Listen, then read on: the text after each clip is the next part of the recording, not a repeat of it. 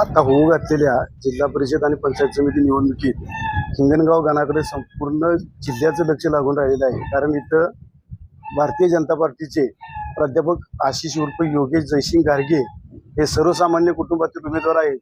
त्यांच्यासमोर कदम कुटुंबियातील जितेश कदम हे त्यांच्या विरोधात निवडणूक लढवत आहे. तरी पण संग्राम भाऊ सांगली जिल्हा परिषदेचे अध्यक्ष असताना त्यांच्या माध्यमातून जो या भागात जो निधी आलाय, साधारणपणे आमच्याच गावामध्ये 8 ते 9 कोटीची विकास कामे संग्राम भाऊच्या माध्यमातून झालेली आहेत.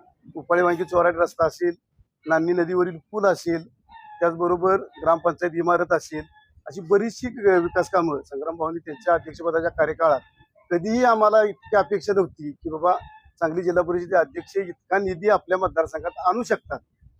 शिवाजीराव नाईक साहेबांच्या नंतर संग्राम भाऊंनी हे एवढं मोठं काम करून दाखवलं या मतदारसंघात.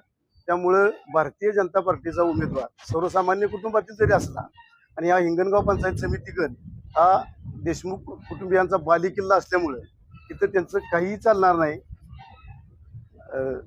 भारतीय जनता पार्टीचे प्राध्यापक आशिष जयसिंग गारगे हे बहुमतानं विजयी होतील असा मी विश्वास व्यक्त करतो.